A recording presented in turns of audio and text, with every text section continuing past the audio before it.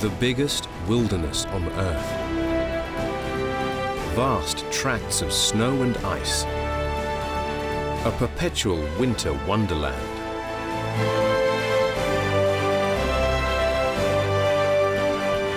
But despite the months of darkness and hostile weather, the Arctic draws wildlife. Some of the most cold-adapted, hardy, and even beautiful animals make a home of the polar world.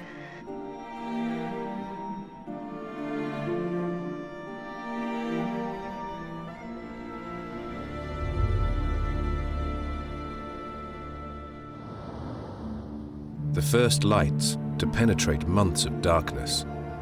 The magical, iridescent glow of charged particles dancing across our atmosphere.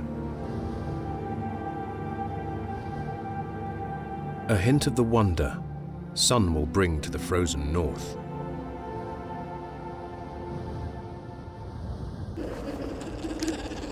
Beneath the ice, excitement stirs. In the heart of winter, this mother gave birth. For 3 months, she and her family have been locked underground.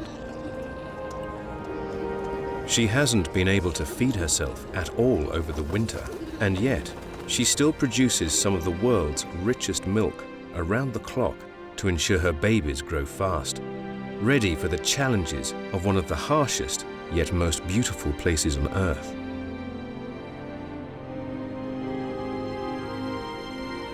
Slowly, the temperature climbs, bringing the first hint of sunlight. It's time to emerge.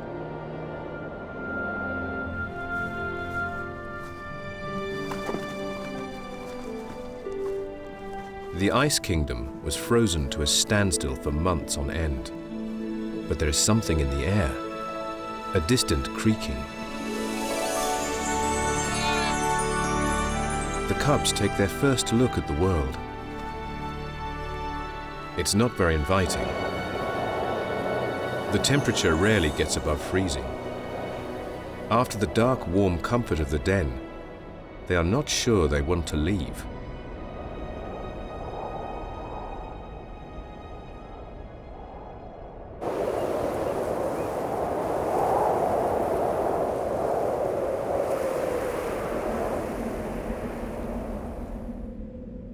Not all animals have the choice of a cozy den. Left over from the last great ice age, musk oxen take Arctic weather in their stride.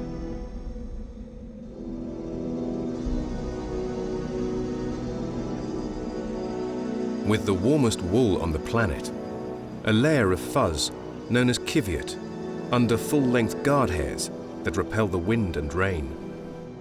Even the calves can manage in -50. But slowly, subtle clues are emerging, a teasing suggestion that things are going to change. As the first patches of bare earth appear beneath their feet, the herd's first calves of the season are born. There might be a hint of spring in the air, but that doesn't mean the muskox are free from snowstorms. They can appear out of nowhere at any time of the year. The herd huddles closely to conserve body heat. Then it's back to shoveling to find scraps of food. They are not the only hardy breeders. Siberian cranes don't wait for the snow to melt before they get ready to start a family. The Arctic summer is short. The best bet of success here is get an early start.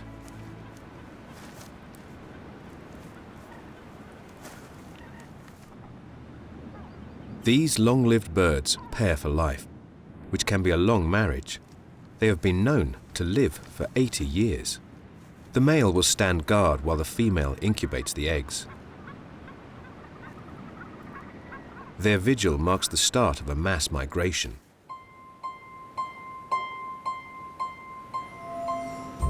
Cold as it is, because the Arctic gets long hours of sun through the summer, Plants grow fast, and marine life proliferates. Many species that winter further south now arrive to make the most of rich pickings. Having wintered on the Gulf Coast, snow geese complete a 4,000-kilometer migration and immediately start nesting. The welcome party has arrived. At first, the birds don't seem too concerned. They are too busy finding their partners and defining their property boundaries. For now, the fox is more of a silent observer.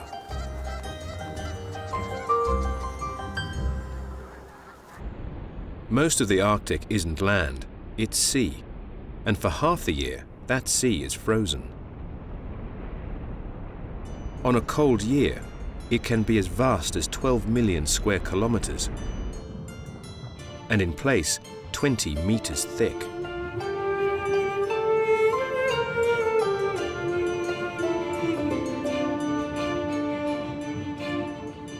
Before the spring sunshine has the chance to melt it, ringed seals dig out snow caves to have their pups.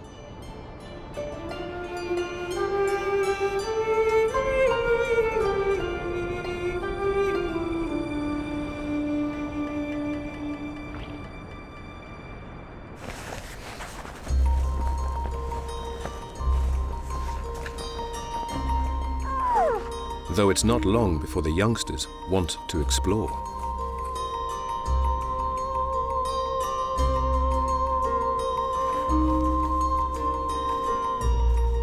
Their thick white fur keeps them warm, but also perfectly camouflaged.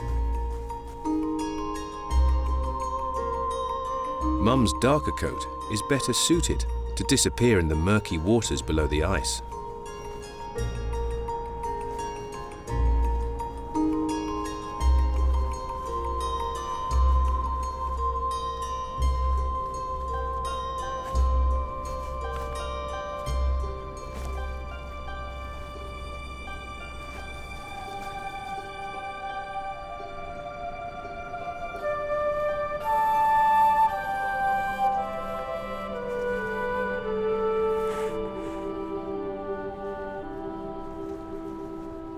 While she's producing rich cream for her pup, the mum needs to keep her fat content up and uses a breathing hole to dip under and fish.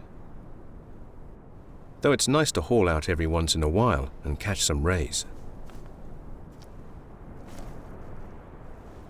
A good chance for the pup to enjoy another protein shake. The little one has just 1 month to bulk up before the milk runs dry.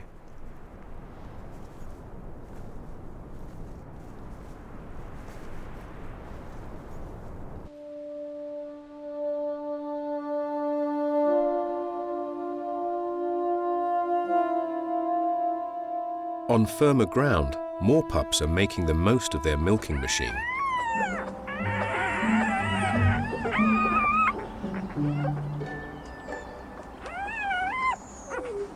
Arctic foxes. Starting out in dens underground, they stay warm whilst waiting for summer to arrive. Soon the entire Arctic is ringing with the drip, drip, drip of spring.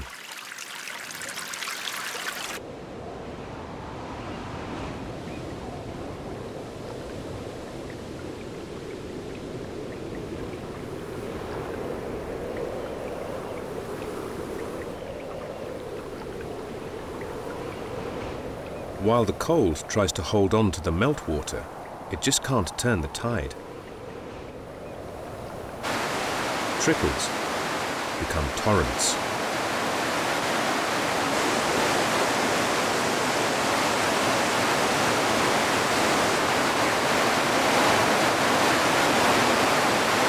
The released water carves its way through the landscape. In fact, northern horizons have been carved and sculpted by freezing water for eons. Great glaciers polish the land.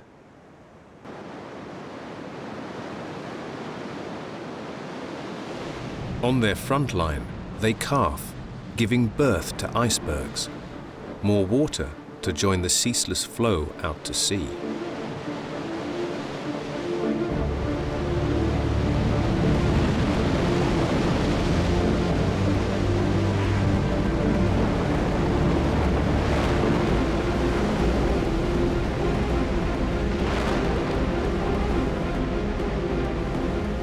Some of this hasn't been water for tens of thousands of years, locked in during the Ice Age, and only now allowed to run free.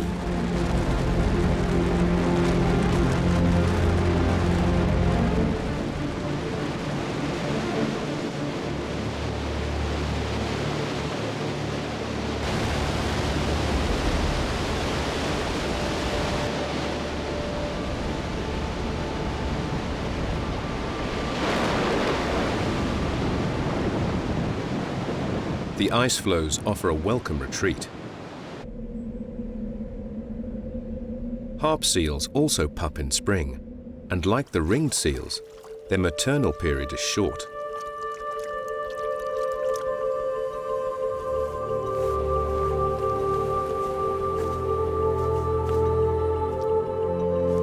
A quick sniff confirms this is mother.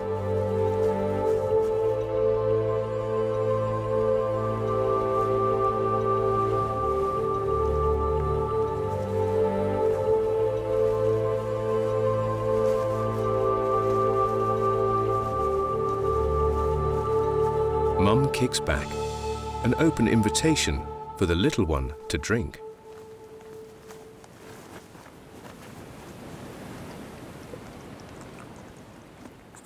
More gregarious than their ringed cousins, the harps breed in colonies, and as soon as their pups have gained enough body fat, their mothers mate again and move on.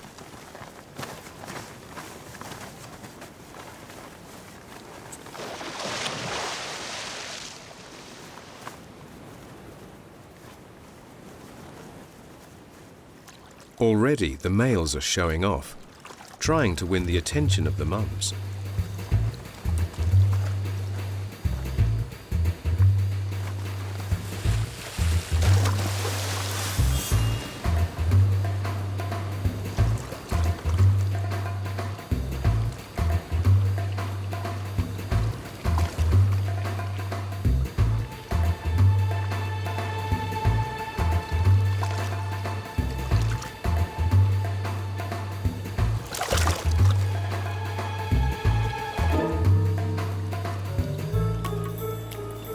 It will be a rude awakening to the pups, but they'll be able to live on their body fat until they are big enough to fend for themselves at sea.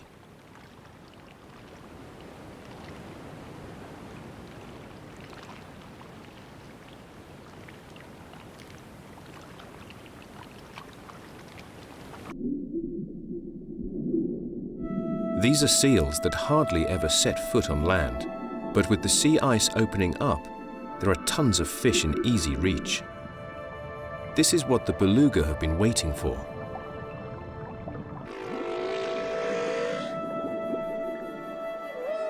The snow white whales are Arctic specialists.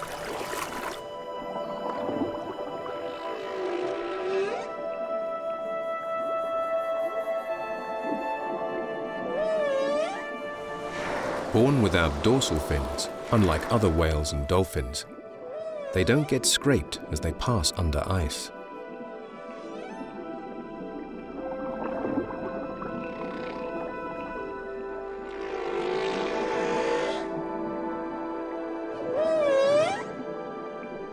With built-in sonar and very flexible necks, they are expert at navigating around the ice floes. Ice sheets become ice floes.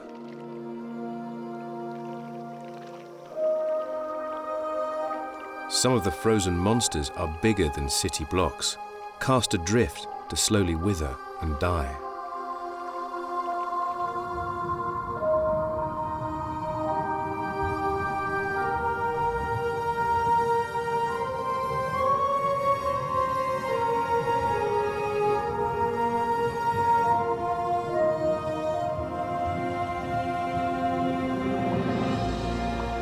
As they shrink, the life around them grows.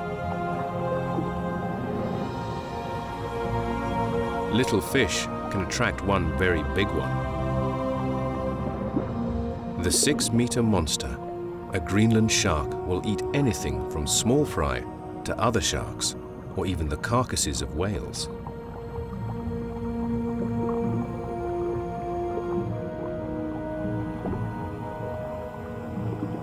In the Arctic, you have to take whatever you can find.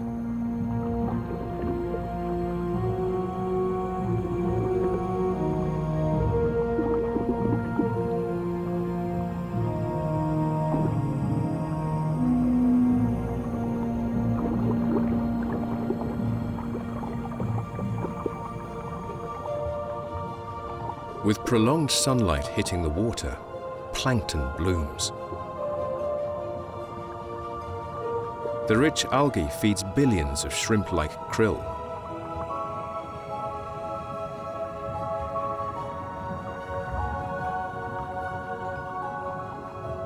These tiny grazers, in turn, attract the biggest mouths in the Arctic. Humpback whales.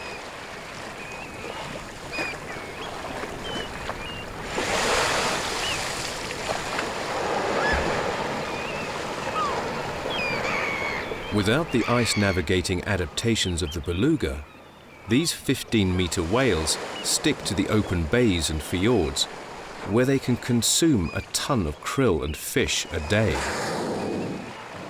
They bulk feed, piling on the weight. They only have a brief summer to fatten up before they will head south to breed in warm tropical seas. During this time, they will hardly feed, so they need to gain fat now while the going's good.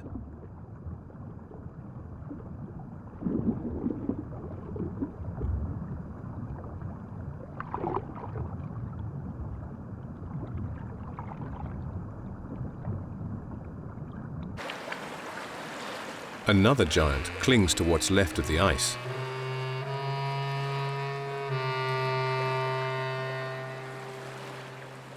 A sunbed at sea is bliss for the walrus colony.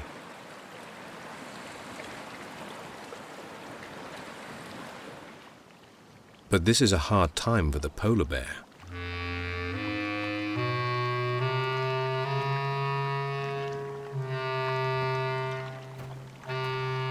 Evolved for a life of hunting seals on ice, they soon find themselves without much room to maneuver. As the ice disappears beneath their feet, so too do their seal prey.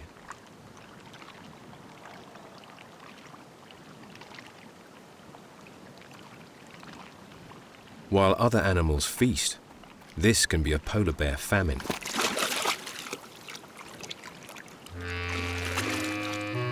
Long-tailed ducks don't mind going with the flow, but sooner or later, the bears will need to swim.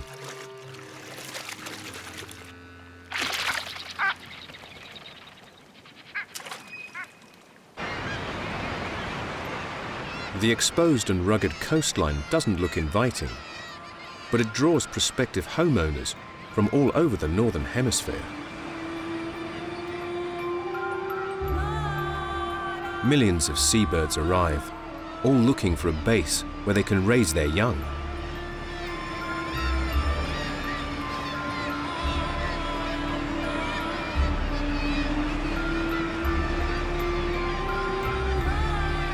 All seek out ledges.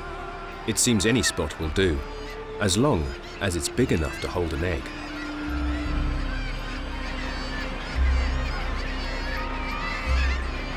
Though there are scraps over the last free spots.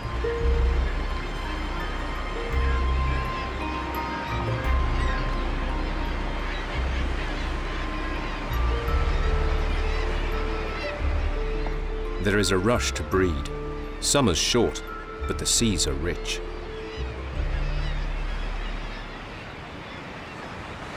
The birds want to complete their child rearing, while the fishing's good.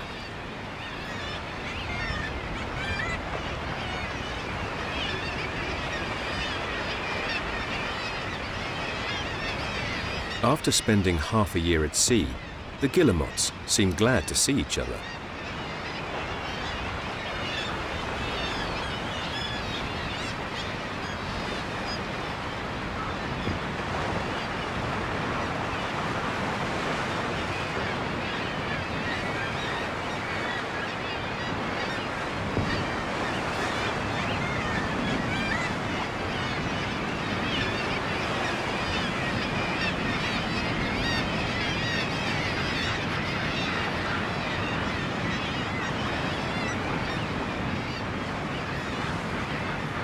In the chaos of the colony, it can be hard to get some rest.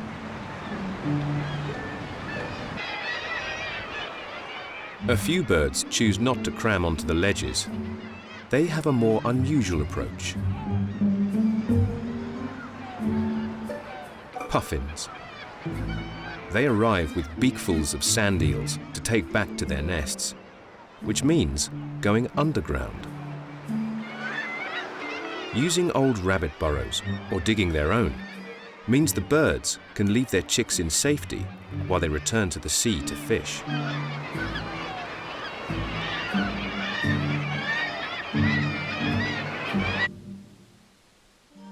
Further inland, the ice is loosening its grip. The open, windswept hills, too barren for trees to grow, is known as the Tundra.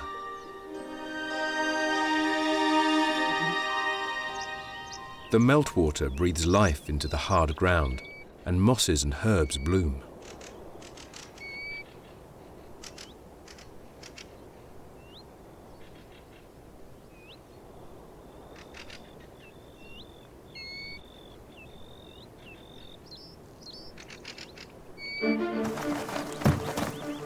Muskox are getting frisky.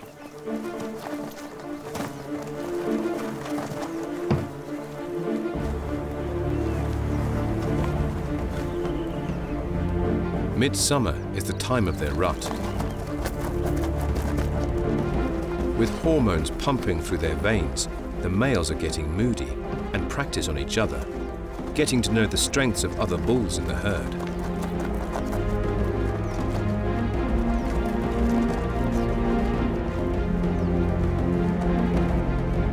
This period of testing means a ranking system can form.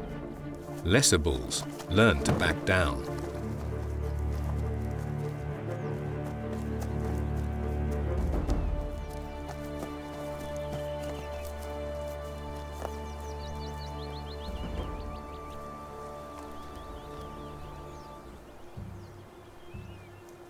Only the biggest males need to take things any further.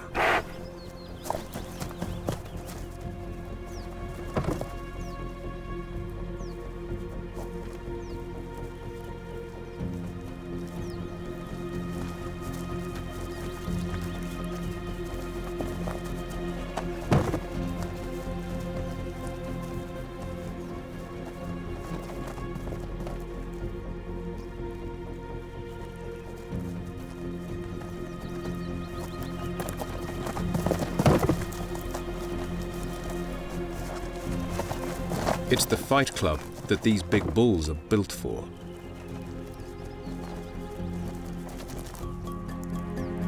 Their horns come together in a natural crash helmet, a thick pad of horn that can act like a shock absorber.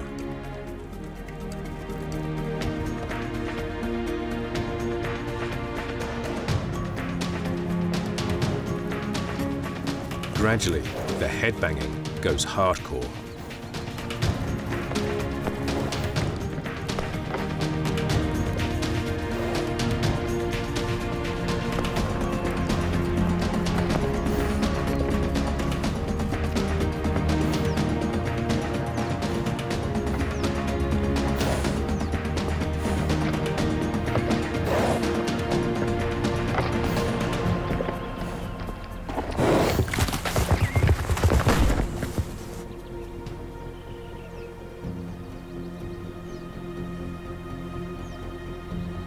The rest of the herd clears the arena, making the most of the open meadows.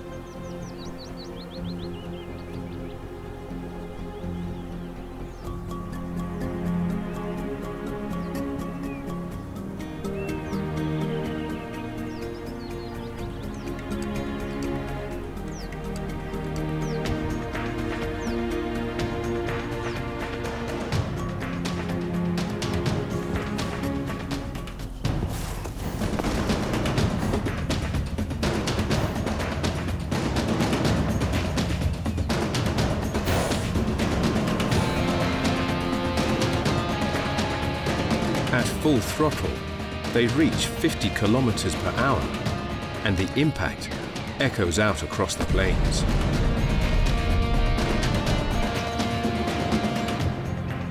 For the most part, life in the herd is more peaceful.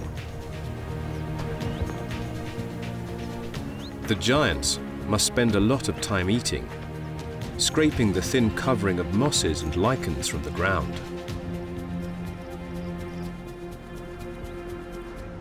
The Arctic fox is back. It knows that by now the geese have eggs and young.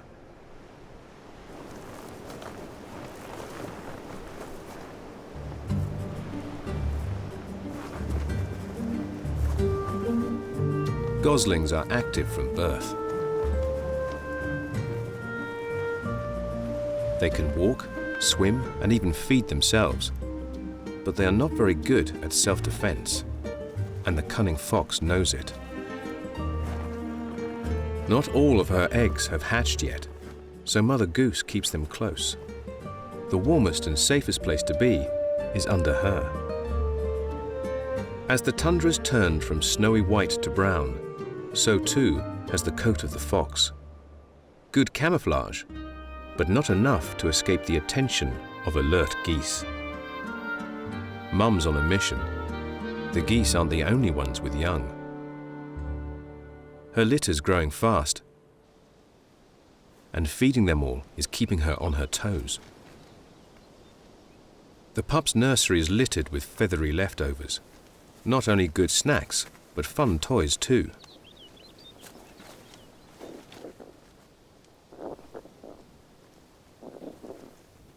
While patrolling the goose colony, Mum has unexpected luck. A lemming. With her focus elsewhere, the geese take the chance to move. Now that all of the eggs have hatched, the little ones no longer need the nest. The family relocate, and Mum and Dad show the youngsters how to graze the tundra grass. They're close to open water, a good safe retreat should danger threaten. For another goose family, it's not quite as simple as walking to the local pond. Rather than nesting in the safety of a colony, these barnacle geese choose a high spot out of the reach of foxes. But the clutch have hatched. They can't stay here forever. The parents show the little ones the route. It's pretty straightforward. Bravely, the goslings follow their orders. Seemingly made of rubber, they arrive unscathed.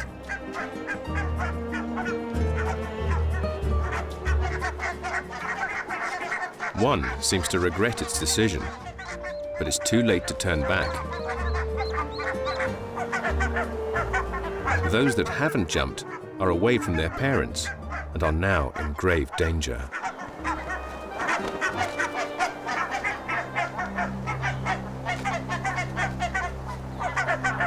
Time to pick up the pace, one drop after another.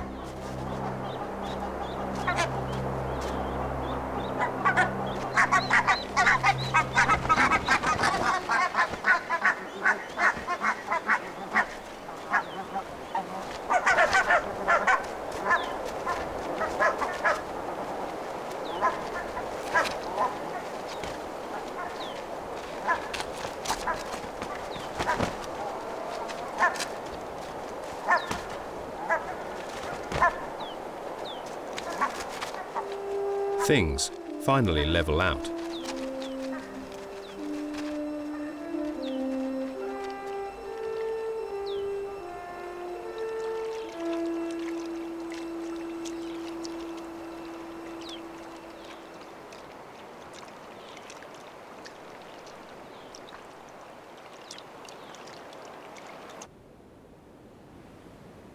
By midsummer, walrus no longer have the choice of an ice bed.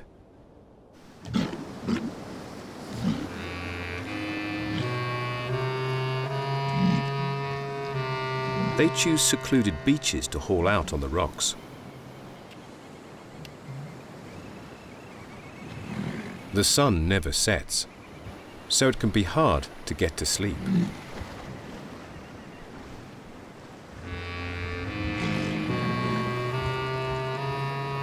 Tusks can make a wonderful headrest.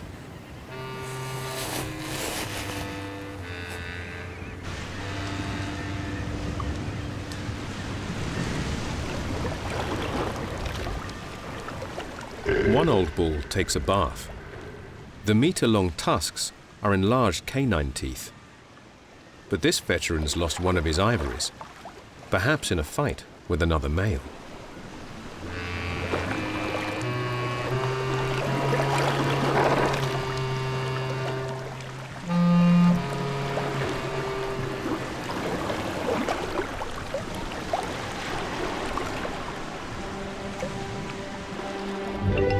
Beneath the waves, the 2-ton giants become sleek and agile.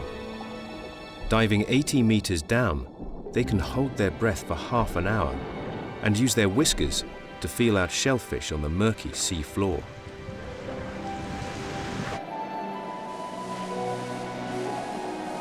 Summer polar bears are high and dry, and generally not very happy.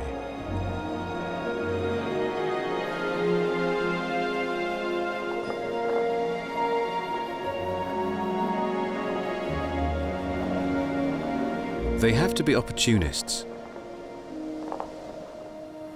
sniffing out any feeding opportunity they can find.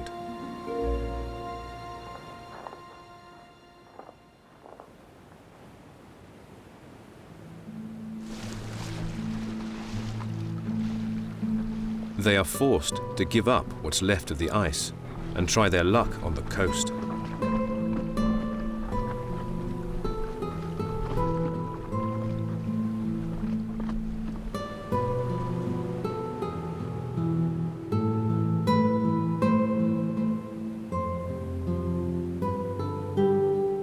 Some hold out as long as they can.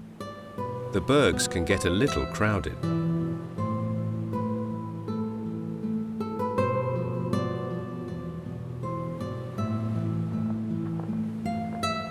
Those already grounded wander endlessly, hoping to catch the scent of food.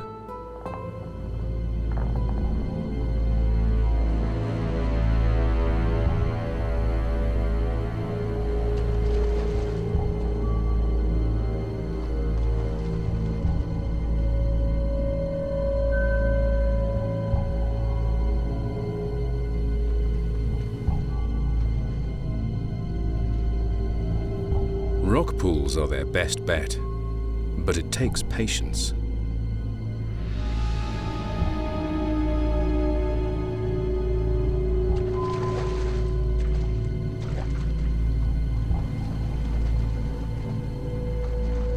A stranded fish is a rare chance for fresh meat.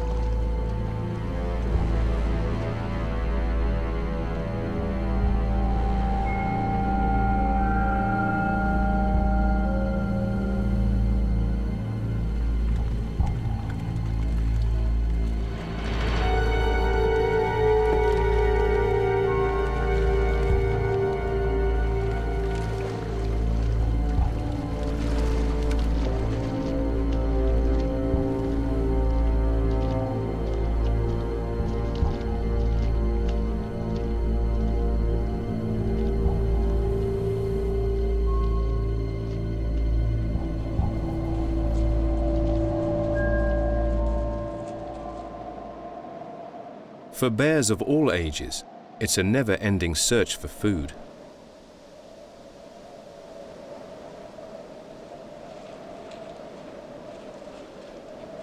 It can get boring waiting for winter and the seals to return.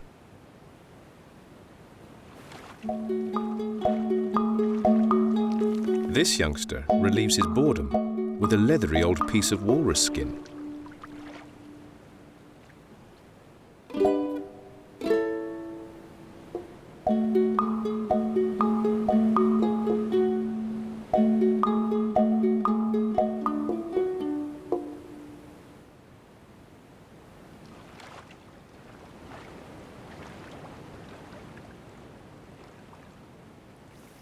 When polar bears are in the neighborhood, the walrus herd prefers to be out in deep water.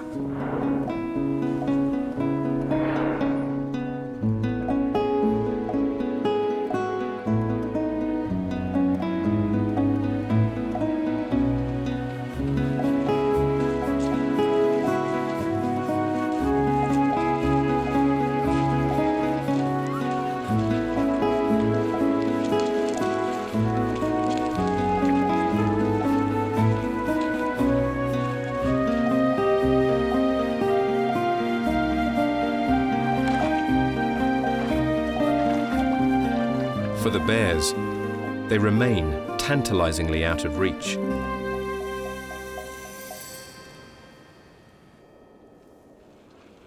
But it's not all plain sailing for the walrus either, and the occasional carcass will be sniffed out from kilometers away by the hungry bears.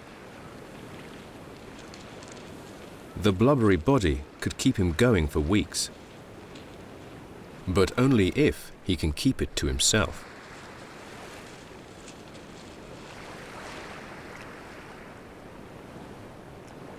He eats as quickly as he can.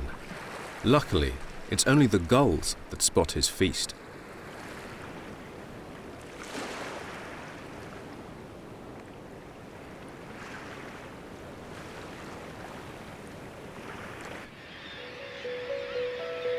The bird colonies are rapidly expanding, with young chicks growing fast and filling the available ledges.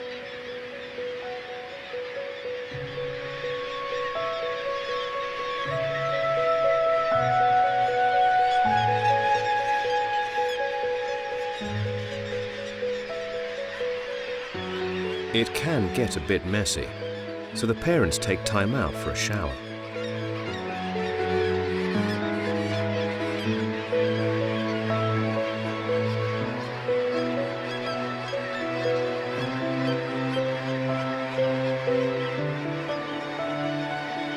A cold snap hinders their progress.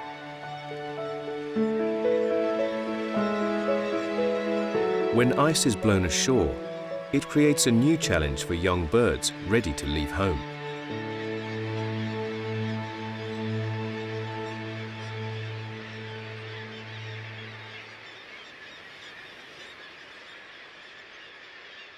When guillemots are ready to leave the nest, they make a jump for the sea.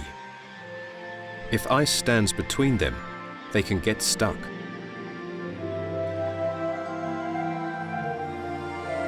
The chick's father stands by it, trying to lead it to open water. A fox has spotted the mishap.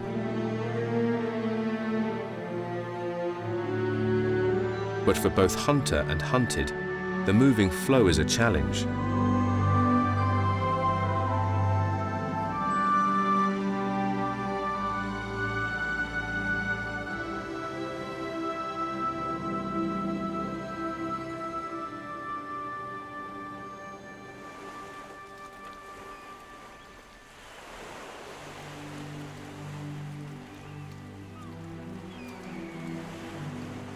The fox gets nothing but cold feet.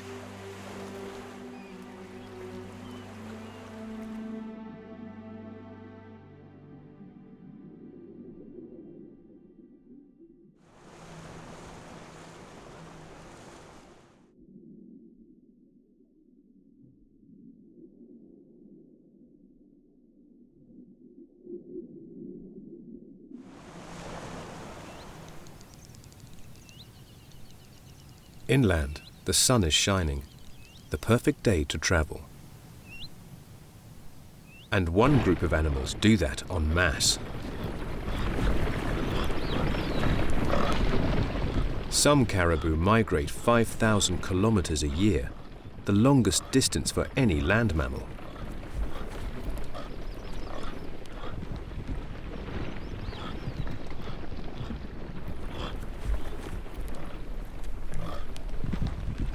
Their constant march is an endless quest for the best feeding.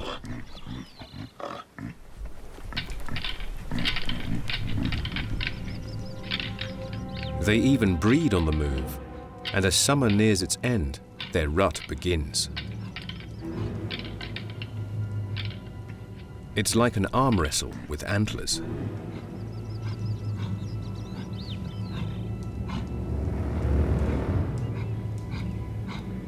The winner takes all, proving the females are impressed.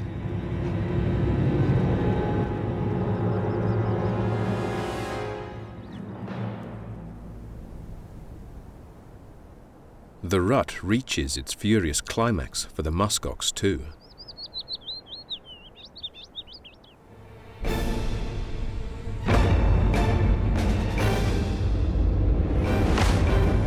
Now only the biggest bulls remain in the final round.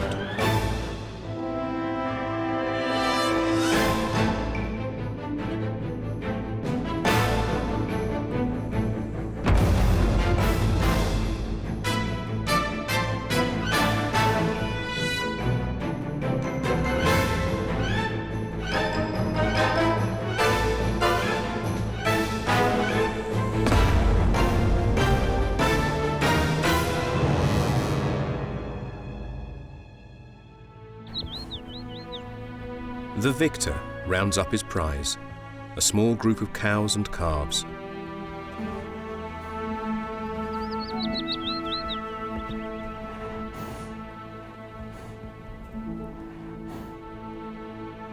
With a bit of friendly persuasion, he'll mate with all of the mothers, siring the babies that will arrive next spring.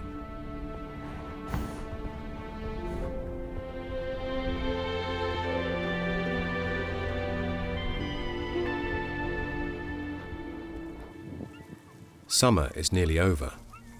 Most of the birds have left the cliffs and taken to the sea. A few sick or injured stragglers are left behind. But their misfortune is just what the young Arctic foxes need. They are getting ready to leave home. They'll need to get themselves through the long, tough winter months. A feast like this could make all the difference.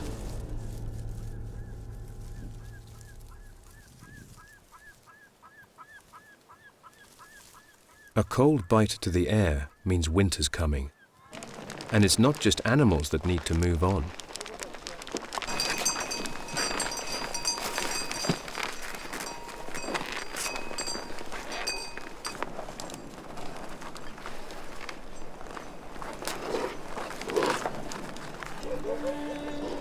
A few communities are left whose lives are still totally dependent on reindeer. Though the deer have been domesticated, they still follow migrations accompanied by their owners. When snow settles on the ground, they clear out to move to their winter pastures. A migration of men. Hundreds will follow the path.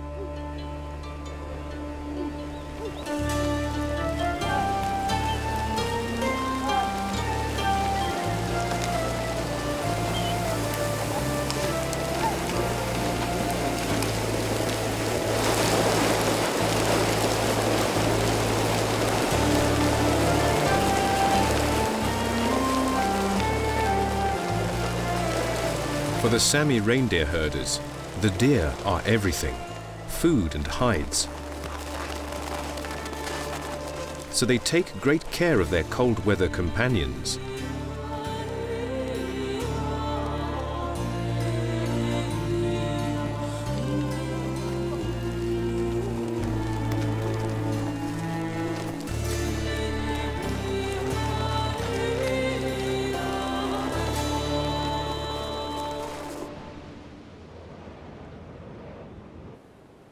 No sooner have plants and animals fled, the winter begins to touch the tundra, gently at first, but gaining strength.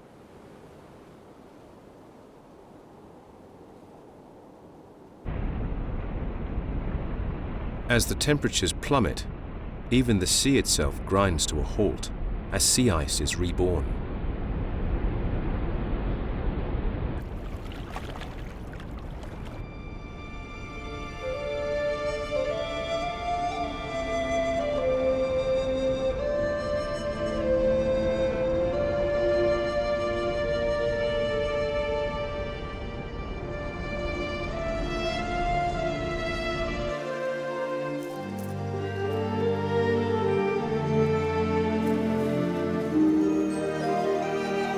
With their thick skirts of wool, the muskox are ready for the blizzards.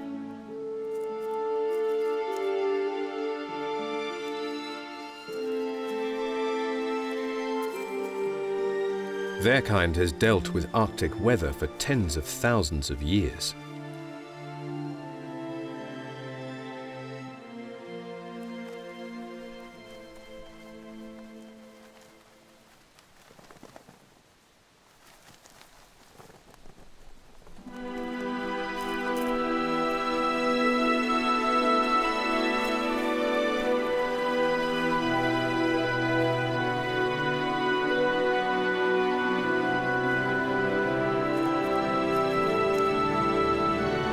They must go back to using their broad hooves as snow shovels to eke out a living, but despite their tough conditions, still find time to feud.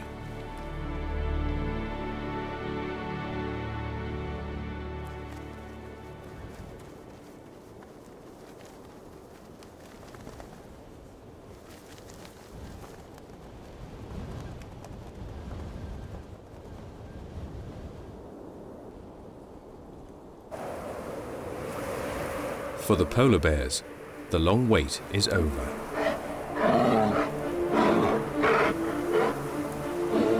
Gathering along the coast, they wrestle. Normally solitary, this is one of the few times they get together, and they almost seem to enjoy the company. They are born for the ice world. But most animals are not. Whales, birds, people, all flee before the ice.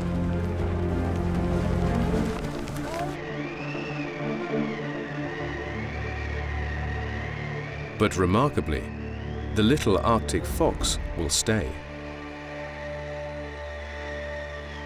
She faces 6 months of dark and temperatures of -50.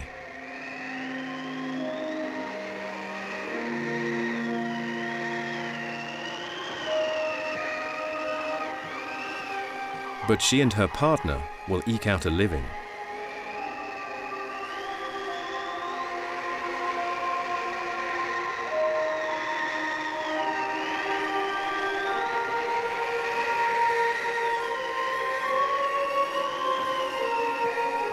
And now the Great Bear can return to its wanderings on the ice.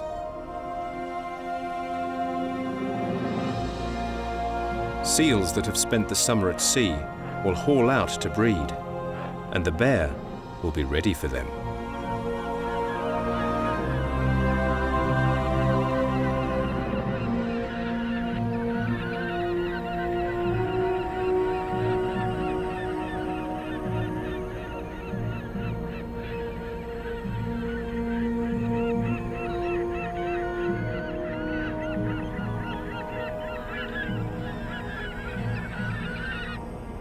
Our northern realm is once again capped in white, its secrets locked away. There are only a few creatures hardy enough to stay there, in their world of ice.